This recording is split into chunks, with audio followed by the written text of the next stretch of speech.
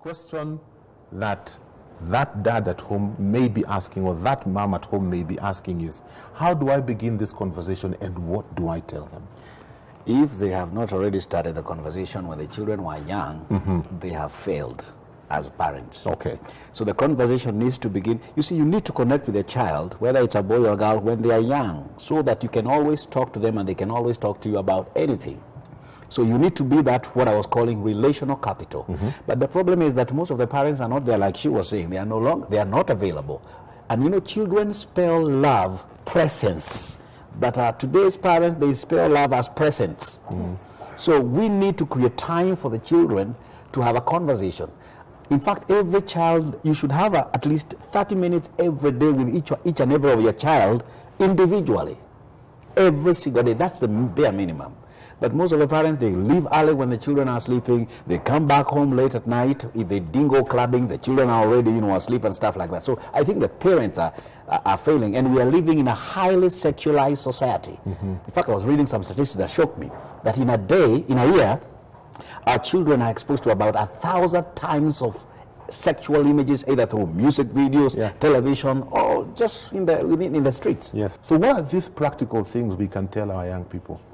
Because we just tell them abstain, but we don't tell them when you feel like this, when this is going on, this is how you can deal with it. We need to tell the children the truth, which is actually what we do not do. We don't tell them the truth, but I think we need to ask ourselves, what is the truth about their sexuality?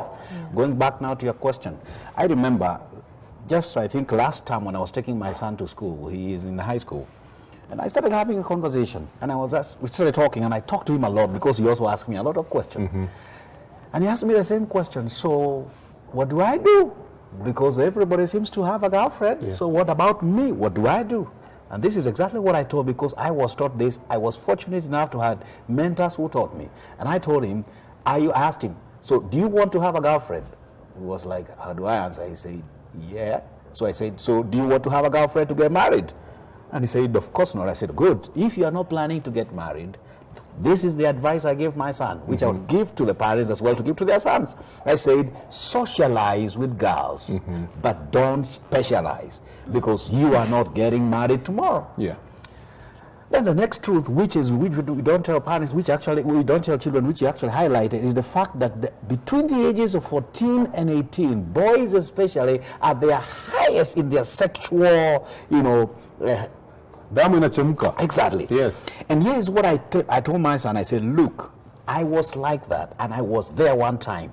There is a way in which you can dissipate the energy. And I didn't give him the stories that we used to be given, when you feel like that, go take a shower. No. I told him, this is what you need to do. I said, you can have intimacy with the opposite sex without having coitus. Exactly, I was expecting that. What happens is that boys want to feel that they are men by trying to woo a girl, because that is what they have seen in the society. That's what they have seen in the media and stuff like that. But this is what I teach my boy.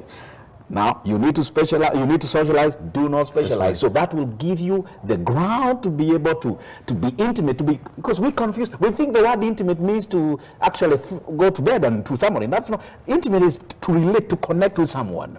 And you get to connect with the opposite sex, you get to know what they think about their sexuality, what they think about the sexuality of the boys, if they are girls, and stuff like that. The next thing I taught my boy, which is actually the truth that is never taught anywhere, I told him, now listen, my son. Every girl is born with their virginity clustered by a thin film of blood the doctors call hyphen. And they have discovered it has nothing but blood vessels, blood capillaries. And every girl is supposed to stay like that until the day she gets married. And when she gets married, the man who marries her is the one who breaks that hymen. And the blood is shed. And blood represents two things, life and death. That means you are breaking this hymen, committing yourself into a covenant of life until death. And I was telling my son, make sure you protect the girl you claim to love, so much so that you will not even put her to your own sexual temptation. You protect her that much.